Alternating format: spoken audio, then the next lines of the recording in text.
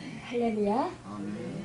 예, 오늘은 이제 대림절 세 번째 주일을 맞이하고 있습니다. 여러분, 우리가 이 대림절, 우리 정말 주님이 이 땅에 인간의 몸을 입고 오신 그날을 구약시대에 기다렸던 그 믿음의 선지자들처럼 우리는 또한 다시 오실 주님을 기다리고 있지만, 그러나 또한 우리 인간으로 오신 그 우리 주님이 이 땅에 오셔서 그 온 인류의 모든 영혼들을 제약진에서 건져주시고 또 구원을 베풀어 주시고 새 생명의 길을 열어주신 그 크시고도 넓고도 그 한이 없으신 그 사랑을 생각하면서 정말 또한 소망 가운데 우리가 기다리는 그 시간을 갖고 있습니다. 여러분, 우리는 참 행복한 사람들이에요. 우리는 복을 받은 사람들입니다. 우리가 무엇이기에 우리를 이토록 사랑하셔서 우리 하나님께서 정말 우리를 택해주시고 우리를 자녀 삼아주셨나요? 우리는 그것만으로도 정말로 우리는 하나님의 그 크신 그 은혜가 한량없음에 참 감사드릴 수 있습니다. 여러분, 오늘 말씀의 제목은 그래서 구원하심으로 영광을 이라는 제목으로 정해 보았습니다. 여러분이 함께 정말 주님의 이 시간 또 말씀을 들으면서 주님의 그 사랑의 음성을 들으시고 또 치유의 음성을 들으시고 또 소생되는 그 은혜가 있고 또 치유하시고 또 그 주님의 평강이 임하고 주님의 놀라우신 그 축복이 임하시는 은혜가 있기를 예수님의 이름으로 축원합니다. 예, 청나라 바울임의 지연이라는 목사장이 살았다고 해요. 그는 그곳 사람 사이에서 포악하기로 아주 유명했다고 합니다. 죄수들에게 음식을 주지 않았고요. 툭 하고면 배를 때려서 친척들에게 돈을 뜯어냈다고 합니다. 또 아편을 여러 해 동안 상습적으로 복용해서 거의 죽게 되었음에도 불구하고 아편을 끊지 못했다고 합니다. 이렇게 아편의 중독자가 되었습니다. 그러면서 그는 피골이 상접해 가고 있었습니다. 그러던 어느 날 그가 곰곰이 생각을 해보았습니다. 야, 내가 이렇게 살다가는 제명에 죽지 못하겠구나. 그래서 그는 스스로 제중원에 찾아갔습니다.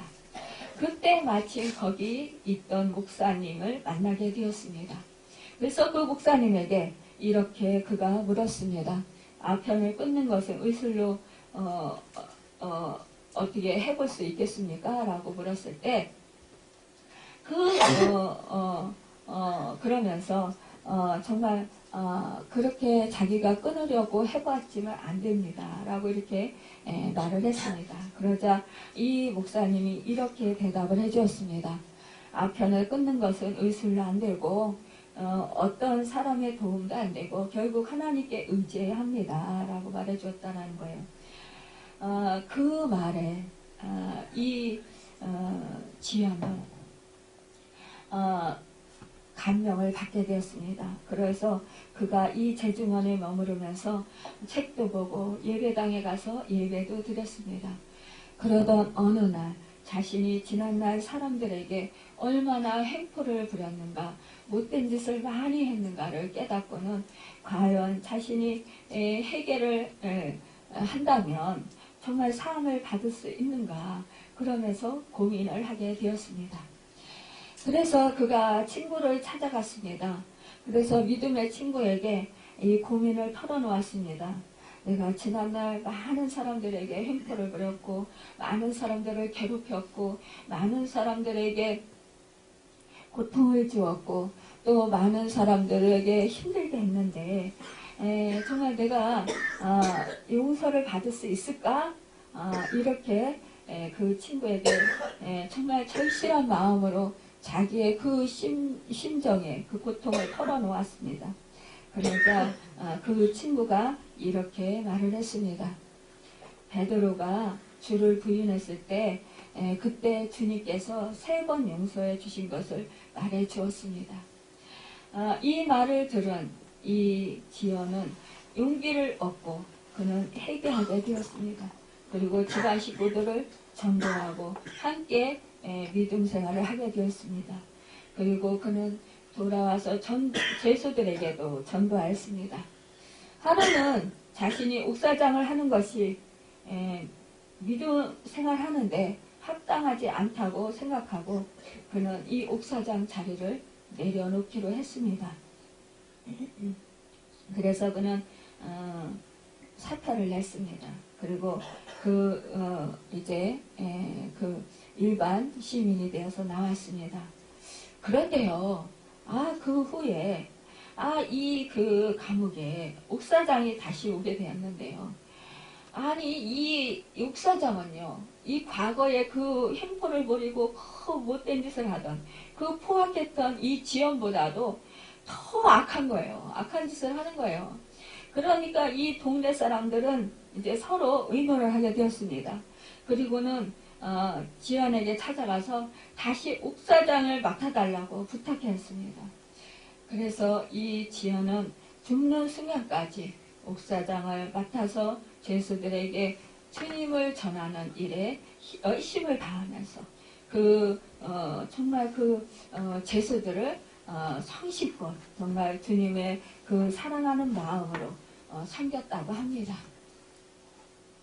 여러분, 이렇게 이 동네에 마을의 그 사람들은 먼저 있던 그 옥사장이었던 이 지연보다도 더 횡포를 더 많이 부리고 더 못된 옥사장이 와서 이 지연을 다시 옥사장이 되어 달라고 부탁했지만, 그러나 정말로 그런 일이 아니고, 만약에 예전에 나에게 그 원수와 같은 그 사람을 용서하고 그 사람이 정말 그 자리가 필요해서, 그래서 그 사람에게 부탁하면서 나를 도와달라, 또 내 일을 해달라, 이렇게 부탁하기는 참으로 어려울 것입니다. 여러분, 보통 사람들은 미워하는 사람을 용서하기가 참 어렵습니다. 그런데 더구나 자기를 위해서 일을 해달라 이렇게 부탁하는 일은 더욱더 힘든 일일 것입니다. 그런데요, 우리 예수님께서는요, 당신을 박해하는 원수들을 용서하시고 일꾼 삼으신 것을 보게 됩니다. 여러분, 저와 여러분은 정말 그 용서받지 못할 그런 죄인들이었어요. 그런데 우리 하나님께서는 우리의 죄를 사하시려 하나밖에 없으신 그 아들을 이 땅에 우리의 죄의 값을 치르게 하기 위해서 보내주시고, 그리고 또한 우리에게 또 하나님의 귀한 또 직분을 맡기셨습니다. 하나님의 자녀로 삼아주셨고요. 또한 우리를 거룩한 제사장으로 삼아주셨어요. 또한 하나님의 거룩한 족속으로 삼아주셨습니다. 거룩한 나라로 삼아주셨습니다. 또한 우리 주님은 우리를 제자로 삼아주셨어요. 그리고 우리를 신부라고 우리를 여겨주셨습니다. 여러분, 이 은혜가 어찌 정말 감당할 수 있겠습니까?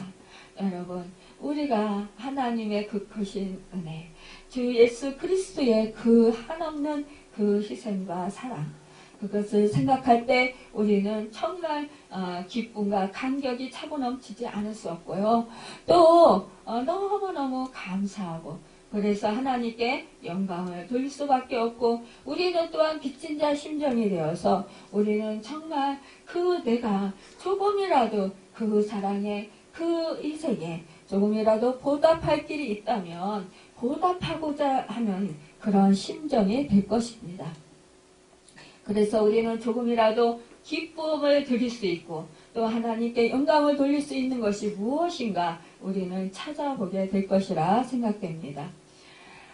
사도행전 22장 22절 이하에 보면은 유대인으로 길리가야 다수에서 낳고 또 그 성에서 자라 가말리엘의 문화에서 조상들의 율법에 엄한 교훈을 받았고 하나님께 대하여 열심히 있는 자였고 또한 그가 또 너무나 하나님의 그 율법을 사랑해서 그가 정말 그 예수를 믿는 그 사람들 또 예수님의 제자들 그 사람들을 죽이기까지 하고 남녀를 결박해서 옥에 넘기기도 하고 또 그 대제사장과 모든 장로들이 그에 대해서 증인이고 또 그가 이제 그 예수를 믿는 그 사람들을 옥에 가두고 죽이고자 다메섹 그 형제들에게 공문을 받아가지고 가서 그들도 결박하여서 예루살렘으로 끌어다가 형벌받게 하려고 갈 때에 그러니 정말 그 스데반이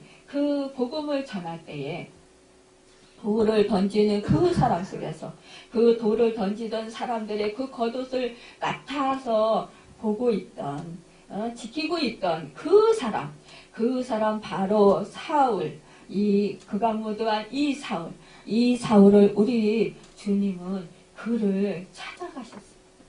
그리고 그를 밝은 빛으로 만나 주셨습니다.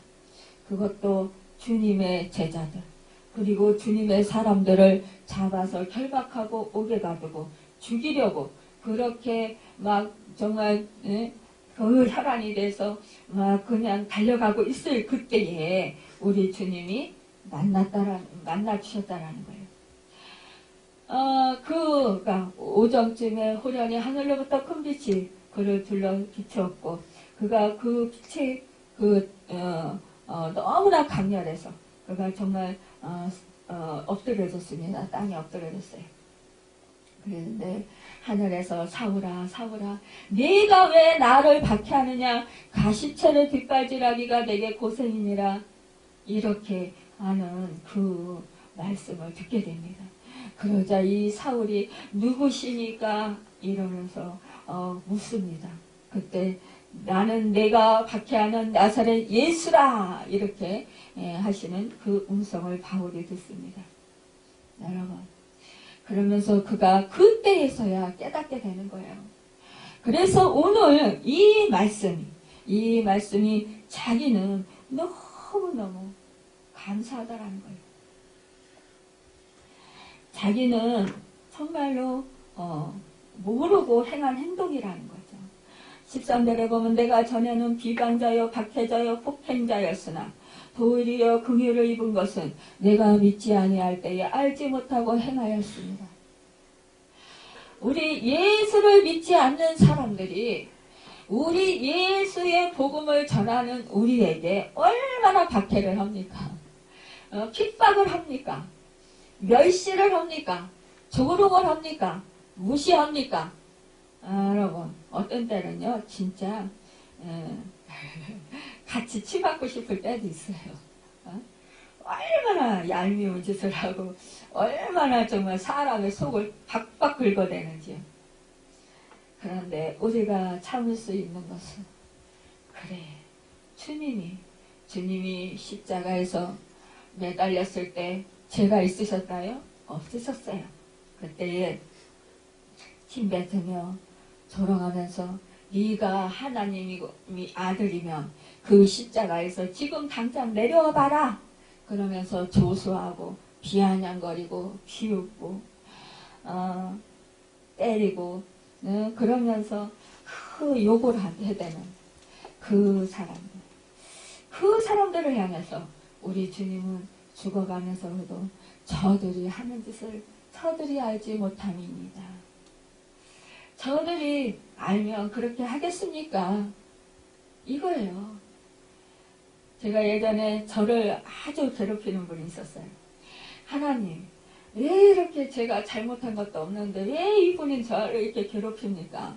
그러면서 하나님께 하소연을 했어요. 그랬더니 하나님이 하시는 말씀이 뭐라고 하시는지 아세요? 그가 몰라서 그렇게 한단다. 알면 그렇게 하겠니? 이렇게 말씀하시는 거예요. 아는 네가 불쌍히 여기고 긍휼히 여기고 그를 위해서 기도해라. 그를 용서해라. 그를 섬겨라. 섬기되 끝까지 섬겨라. 포기하지 말고 섬겨라. 불쌍히 여겨라. 긍휼히 여겨라. 이렇게 말씀하시는 거예요. 그래서 아유 하나님 저도 힘들어요. 그런데 뭘 어떻게 더 섬겨요. 그러니까 하나님 섬겨도 포기하지 말고 섬겨라. 그러시는 거예요. 그러면 때가 이르리니 그때에 네가 거두리라. 그러시는 거예요. 그래서 아유 알았습니다. 그러면서 또 참고 또 기도하고 또 용서하고 계속 그렇게 한 적이 있었어요. 그런데 지금 생각해 보니까요. 그것이 저에게 이 그 목회자로 세워서 저로 하여금 이 그 목회자가 해야 할 그 일들이 이런 것이다 라는 것을 미리 훈련시키셨던 것이었어요. 근데 그때는 저는 그걸 깨닫지 못했어요. 그냥 당하는 것만 억울하고 속상하고 저 사람은 용서를 해줘도 끝이 없고 저 사람은 섬겨줘도 끝이 없고 저 사람은 아무리 내가 사랑해 주려고 그렇게 가까이 가면 오히려 더 저를 멸시하고 조롱하고 발길로 뻥 차듯이 제 마음을 아프게 하고 그냥 말로 다 공격해오고 그런 걸 보면서 참 해도 너무한다. 그러면서 참 가슴 아파했던 적이 있었는데요. 그런데 하나님은 정말 말씀대로 순종하고 행했을 때 결국은 끝을 보게 하시더라고요. 결국은 하나님은 그 사람으로 해결시키시고 하나님 앞에 온전한 모습으로 세워지게 만드시더라고요. 여러분, 우리가 해야 할 일은 맞서서 싸우는 게 아니에요. 그 사람을 용서하고 끊임없이 주님의 이름으로 기도하고 끊임없이 참고 인내하는 것입니다. 끊임없이 기다려주는 것입니다. 우리 주님이 기다리시고 우리 주님이 그가 변화되도록 하셨던 것처럼요. 이 사울이 이 극악무도한 사울이 이 사울이 정말 스스로 우리 주님을 찾은 게 아니었어요. 오히려 박해하고 오히려 이 제자들을 옥에 가두고 죽이려고 하는 그 마음 속에 정말 그 강한 그 악한 그 생각이 있었다라는 거예요. 근데 이 그 사울 속에는 하나님을 사랑하는 특심이 있었어요. 그러니까 예수님을 이단으로 본 거예요. 그리고 예수님을 추종하는 자들을 이단에 따르는 그 제자들이라고 생각을 했던 거죠. 그러니까 우리가요, 이렇게 잘못 알면 이렇게 잘못된 그 생각을 하게 되고요. 잘못된 행동을 하게 된다는 거예요. 그러니까 자기의 인생을 완전히 망가뜨리게 된다는 거죠. 이렇게 사울이 그 인생이 망가뜨려질 수 있는 그런 상황 속에서 우리 주님은 그를 완전히 바꾸셔서 정말로 우리 주님의 완전한 그런 그 제자로 삼으신 것을 보게 됩니다. 여러분, 이 예수님은요, 바울의 마음속에 충성심이 있는 줄을 아셨기 때문입니다. 그리고 바울을 완전히 바꿀 수 있도록 강하게 이끄셨던 것을 보게 돼요. 왜냐? 우리가요, 죄악이 강한 곳에 은혜가 더하다라는 말씀이 있어요. 여러분, 사실상요, 믿지 않는 가정에 가면은요, 오히려 성령의 역사가 더 강하게 나타납니다. 왜 그런지 아세요? 치유의 역사가 더 강하게 나타나요. 왜냐? 이 믿지 않던 사람들, 불신의 사람들은요, 하나님의 강하신 역사가 없으면 믿지를 못해요. 깨닫지를 못해요. 그러니까 하나님께서 성령의 역사를 강하게 해주십니다. 그래서 이 사람들이 체험을 하게 해서 하나님은 정말 살아계시구나. 그걸 깨달을 때 이 마음이 돌이켜지는 거예요. 그래서 하나님께서는 이 바울이 그만큼 강한 만큼 강한 역사를 해주신 것이에요. 그래서 은사도 많이 주셨고 은혜도 많이 주셨던 거예요. 그러니까 우리가 은사를 많이 받았다고 자랑할 게 아니에요. 내가 특별하다고 생각할 것도 아니라는 거예요. 우리는요, 사실상 모태 신앙들을 보면은요, 은사가 별로 없어요. 영적인 은사들. 그런데요, 이 모태 신앙들은요, 보면은요, 꾸준한 믿음이 있어요. 우리가 성령의 체험을 강하게 하고, 영적으로 우리가 그 은사들이 많다고 해서 내가 굉장한 그런 영적인 사람이라 이렇게 자처할 것은 아니라는 거예요. 교만할 것도 아니라는 거예요. 그거를 안 주면, 그런 체험을 주지 아니하면 하나님께서는 그게 없으면 그가 하나님을 배신하고 언제든지 하나님을 떠날 수 있기 때문이라는 거예요.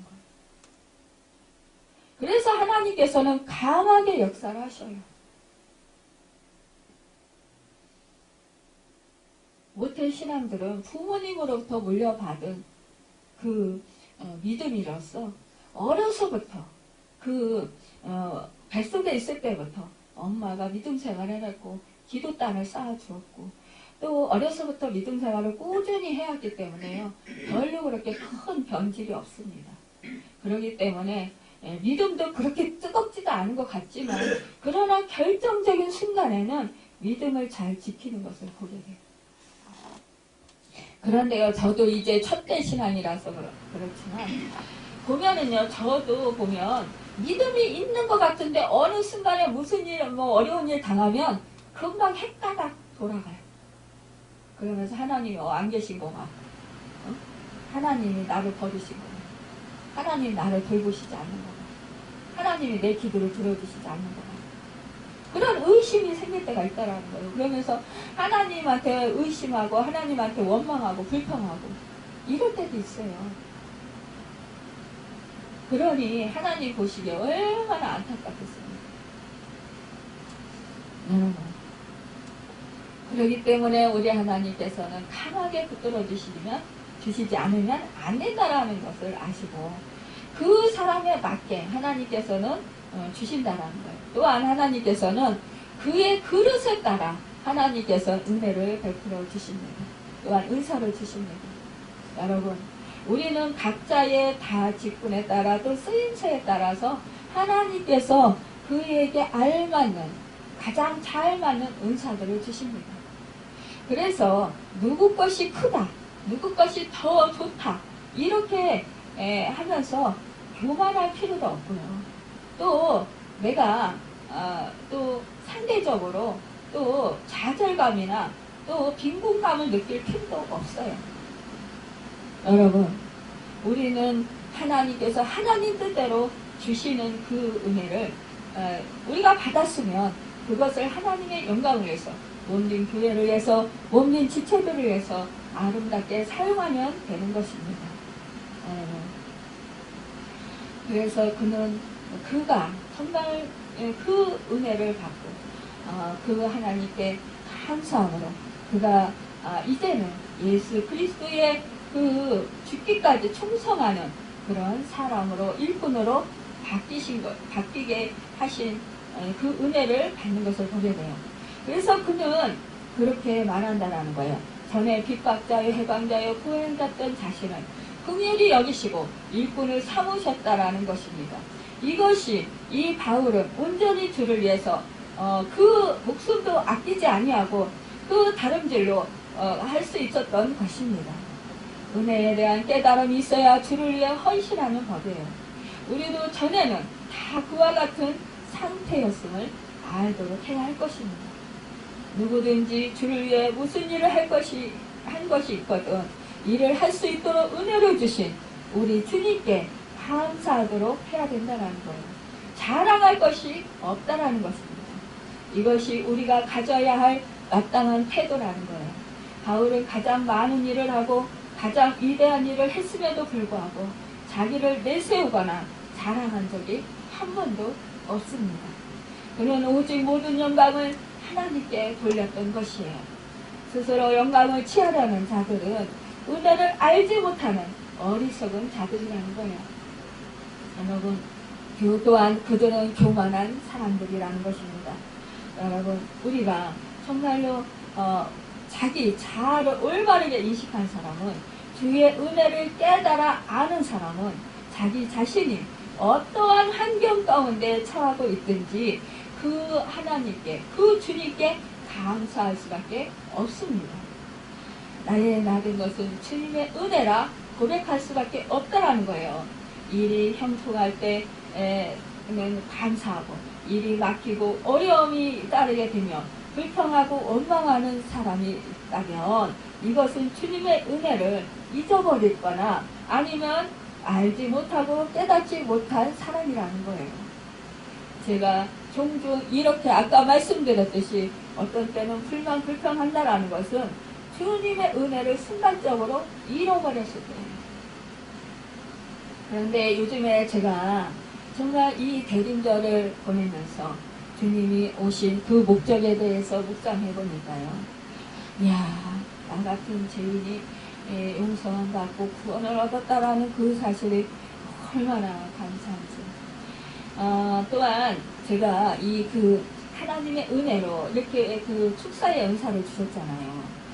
그 축사의 은사를 주셔서 그러한 그 악한 영의 그 아직도 사로잡혀 있는 그 영혼들을 이렇게 하나님의 은혜로 또한 케어하게 할 때 그 사람들을 만나면서 제가 감사한 것은, 우리가 질병에 걸렸으면, 육신의 질병을 걸렸으면 이 악한 사단에 대해서는 생각을 거의 잘 안 해요. 그런데요, 질병에 걸려있는 그 원인이 악한 사단이 나를 지금 붙들고 있다는 사실이에요. 그래서 사도 바울도 그랬습니다. 가시라고 했어요. 사단의 가시라고 했어요. 여러분, 그 악한 사단에게 저희가 정말 억압당하면서 고통당했던 그 시절, 숨도 제대로 못 쉬고 그 고통 속에서 정말 신음했던 그 시절, 그 무기력증에 빠져서 절망 가운데 있었던 그 시절을 생각해 보니까 얼마나 억울한지요. 야, 내가 정말 어떻게 하나님의 은혜로 그래도 이렇게 주님의 은혜를 받고 정말 그 악한 것들을 주님이 물리쳐 주시고 치료해 주시고 이렇게 자유함을 주셨다라는 그 사실이 얼마나 감사한지. 그래서 요즘에 정말 하나님의 은혜가 얼마나 감사한지 하나님께 감사를 드립니다.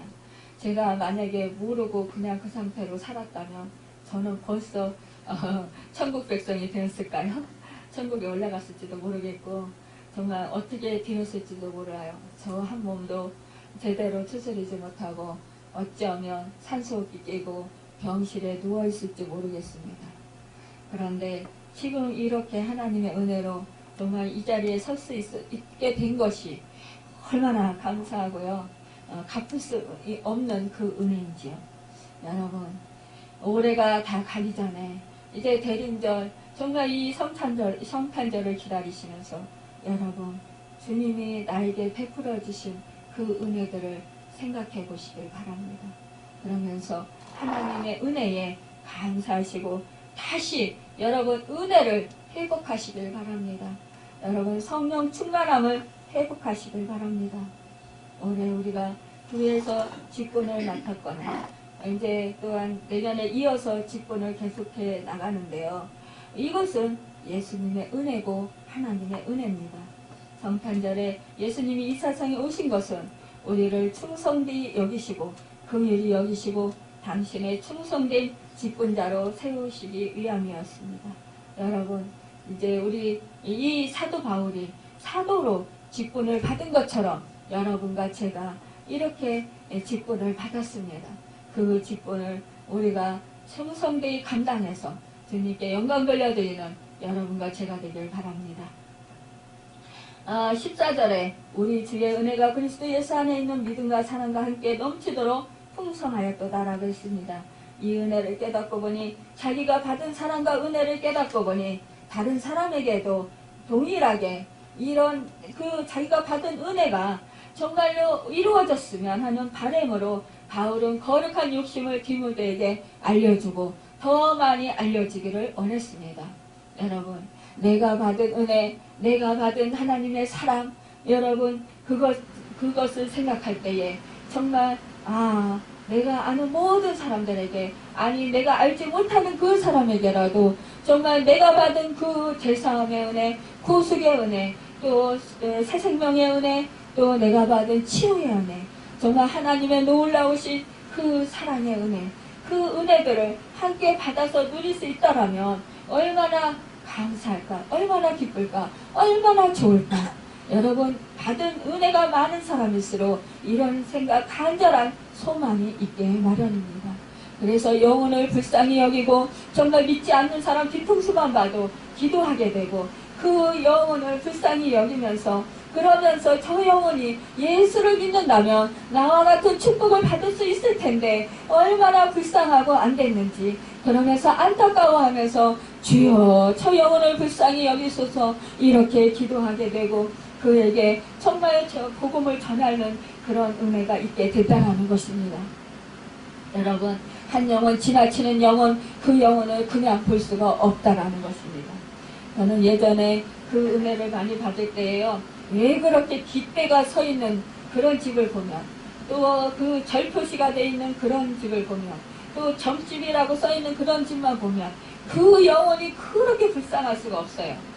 저 아는 목사님은 그런 집만 보면은 막 화가 난다고 그러는데, 저는 화가 나는 게 아니라 그 영혼들을 생각할 때 저 악한 영에 사로잡혀서 저렇게 막 그 영혼이 유린당하고, 그 도적질 당하고, 빼앗긴 당하고, 그 조정당하면서 그러면서 정말 그 영혼이 그 황폐하게 망해가는, 멸망해가는 그 영혼들을 볼 때마다, 지옥으로 끌려가는 그 영혼들을 볼 때마다, 그 지옥의 그 악한 영의 그 종로를 타는 그 영혼들이 너무너무 불쌍한 거예요.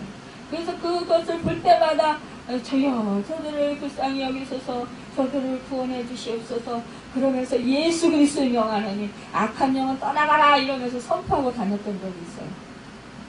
여러분, 우리는 이제 성탄절기를 기다리는 우리에게 예수님은 은혜를 주셨어요. 우리의 죄성보다는 우리는 우리의 그런 그 마음을 보시는 것입니다. 여러분, 믿음과 사랑을, 은혜를 넘치도록 우리 풍성하게 부어주시는 그 주님의 은혜를 여러분 깨닫습니까? 깨닫지 못하고 느끼지 못한다면 여러분 그 예수님의 넘치는 풍성한 은혜를 사모하시길 바랍니다. 그래서 이 성탄절을 기다리는 이 대림절 이 기간에 여러분 주님의 은혜와 사랑과 믿음을 풍성하게 그렇게 채워지는 그 은혜가 있기를 예수님의 이름으로 축원합니다. 예수님이 성탄절에 세상에 오신 것은 모든 사람에게 제사함의 은혜, 구원의 은혜, 생명을 살리는 은혜를 베푸시기 위함이었어요. 여러분, 사실 이스라엘 사람들은 하나님의 은혜가 자기 민족에게만 국한된다고 믿었습니다. 바울도 그렇게 믿고 있었어요. 그러나 예수님의 부르심을 받은 이후 바울은 하나님의 은혜가 온 세계 모든 사람에게 적용되어야 하고 모든 사람들에게 전해져야 된다라고, 또 그 모든 사람들이 예수 앞에 무릎을 꿇어야 되고 예수님 앞에 와서 구원을 얻어야 된다, 예수를 믿고 새 생명을 얻어야 된다라는 그런 간절한 소망이 있었습니다. 예수님이 바울을 부를 때 이방의 빛으로 세우시겠다고 말씀하시는 것을 그는 들었기 때문입니다. 그래서 바울은 살아있는 동안 아시아와 온 유럽을 다니며 예수님의 복음을 전했어요. 15절에 믿보다 모든 사람이 받을 만한 이 말이여 그리스도 예수께서 죄인을 구원하시려고 세상에 임하셨다 하였도다. 죄인 중에 내가 개수니라. 여러분, 바울은 자신이 죄인 중에 개수라고 고백하고 있습니다. 예수님이 죄인인 자신을 구원하시려고 세상에 친히 인간의 몸을 입고 오셨다라는 사실을 힘주어 강조하고 있습니다. 죄인이란 말은 항상 사람을 주눅들게 합니다. 죄인이라는 말을 듣고 기분을 좋아할 사람은 하나도 없어요. 그리고 죄인은 피하고 싶은 사람입니다. 그래서 사람들은 자신의 죄를 감추려고 애써요. 사람들은 죄인들을 외면하고 피합니다. 누가 죄인이라고 나한테 말해보십시오. 자기는 얼마나 잘나서, 자기는 얼마나 선해서, 이렇게 탁 나오잖아요. 예전에 제가 그랬거든요. 근데 지금은 죄인이라고 하면은 아무 소리 못하겠어요. 왜 이렇게 제가 많은지. 근데요, 스스로 하나님의 은혜를 깨닫고 보니까 제가 죄인인 것이 깨달아져요. 그러니까 아이고 나 같은 죄인 살리신 주님의 은혜 고맙고 감사해서 눈물이 저절로 나오고 정말 어찌할 바를 모르겠는 거예요. 근데 이런 죄인을 하나님이 용서해 주시고 사랑해 주시고 정말 모든 것을 필요를 채워주시고 공급해 주시고 일마다 때마다 도와주신다라는 그 사실이요, 언제나 함께 동행해 주신다는 그 사실을 생각할 때 얼마나 감사한지요. 여러분, 예수님은 하나님 나라에서 이 땅에 죄인을 찾아오셨어요. 사람들은 죄 지은 사람을 정죄해요. 죄들을 따라서 벌을 받습니다. 우리 주님도 역시 죄인을 찾으셔요. 그러나 우리 주님은요, 우리의 죄를 찾아서 형을 선고하고 죄를 따라서 벌하려고 오신 분이 아니에요. 죄를 가볍게 하려고 오신 분이십니까? 아니에요. 여러분, 아예 우리의 죄를 없이 하려고 제사해 주시려고 이 땅에 오셨다라는 거예요. 여러분, 이것이 바로 굿뉴스, 복음이라는 것입니다. 여러분, 죄인을 구원하시려고 이 세상에 오신 거예요. 주님이 오신 이 세상은 사형 판결을 받고 있어요. 기록됨과 의는 없나니 하나도 없다고 했습니다. 모든 사람이 죄를 범했다고 했습니다. 죄의 싹은 사망이라고 했습니다. 그래서 이 땅에 사는 사람들은 모두가 사형 집행을 기다리고 절망의 땅 가운데 살아가던 사람이었어요. 그러나 사람들은 그 사실을 알지 못하고 정말로 자기들이 잘나서 이렇게 살아가는 줄 알았습니다. 그런데요, 우리 주님이 나와 같은 죄인을 구원하시려고 예수님이 이 세상에 오신 날이 바로 성탄절이라는 것입니다. 마태복음 1장 22절에 아들을 낳으려니 이름을 예수라 하라. 이는 그가 자기 백성을 그들의 죄에서 구원할 자이십니다. 그런데 그런 우리를 위해 우리 주 예수 그리스도께서 우리 죄를 위해서 죽으셔서 의인으로서 불의한 자를 대신하셨습니다. 여러분, 죄 때문에 죽어야 할 우리를 위해서 주님께서 대신 십자가를 지시고 죽으셨다라는 거예요. 우리가 집행될 형이 주님에게 집행되었다라는 것입니다. 그러니 우리는 죄에서 자유를 얻고 구원을 얻었습니다. 죄에서 자유를 얻게 함은 보혈의 능력 주의 보혈. 얼마나 우리가 감사합니다. 늘 찬송하고 늘 감사하고 하나님께 영광 돌릴 일밖에는 우리에게 없다라는 것입니다. 여러분, 우리 성탄절을 이제 기다리면서 우리는 참으로 이 예수님께 감사하고 정말 하나님께 영광 돌리는 우리가 해야 할 일일 것입니다. 성탄절에 오신 예수님이 나를 구원하셨다라는 사실, 나 스스로를 돌아보면 도저히 구원받을 만한 사람이 아니라는 것, 내가 세상을 성실하게 사는 것 같으며 깨끗한 양심과 도덕적인 삶을 갖추었다 하더라도 예수님께 비추어보고 나를 깊이 살펴보면 내게는 정말로 무서운 교만의 지가 도사리고 있다라는 사실입니다. 여러분, 내가 지금 믿음 생활 잘하는 것 같습니까? 가만히 우리 기도하면서 주님의 그 십자가 밑에 내가 나아가서 나를 성령님께 비추어달라고 해보십시오. 나를 종용해달라고 한번 해보십시오. 네, 여러분, 내 속에 있는 그 갖가지의 그 추악한 생각과 정말 그 추악한 그런 정말 잘못된 일들이 얼마나 많은지, 나의 성실한 삶과 깨끗한 양심과 도덕적인 삶이 예수님의 구원과 영생을 보장하지 못한다라는 거예요. 여러분, 구원과 영생은 오직 예수님의 은혜와 믿음으로만 가능합니다. 그 은혜와 믿음은 영원합니다. 여러분, 은혜와 믿음은 세월이 흐르고 시대가 바뀌고 변하여도 지역을 초월해서 모든 이에게 동일하게 적용되는 것입니다. 오늘 우리는 이제 그 대림절 기간을 보내면서 성탄에 오시는 예수님은 우리에게 이처럼 영원한 진리를 알려주시기를 원하신다라는 사실을 우리는 다시 한번 생각해 보아야 합니다. 여러분, 우리가 이러한 우리를 구원해 주시고 우리를 진리 가운데 인도하신 그 예수님을 우리가 하나님께 영광을 돌리지 않을 수 있겠습니까? 17절에서 영원하신 왕 곧 썩지 아니하고 보이지 아니하고 홀로 하나이신 하나님께 존귀와 영광이 영원 무궁하도록 있을지어다. 아멘 했습니다. 바울은 찬양의 장면에서 이 모든 이에게 축복을 선언하는 모습을 보입니다. 바울이 자신에게 직분을 맡기신 예수님의 권위를 이용받았기 때문입니다. 예수님이 당신을 세상에 보내신 하나님께 먼저 영광을 돌리신 것처럼 여러분과 저도 오늘 하나님께 영광을 돌리고 나를 구원하시고 나의 허물과 죄를 감당해 주신 그 은혜, 그 구속의 은혜에 정말 감사하는 우리 주 예수 그리스도께 영광을 돌리는 여러분과 제가 되기를 원합니다. 비록 우리에게 예수님을 모르던 시절, 예수님을 해방하던 시절이 있었지만 그러나 예수님이 참으시고 우리에게 풍성한 사랑의 믿음을 주셨다라는 그 사실이 우리에게는 얼마나 값진 은혜인지 모릅니다.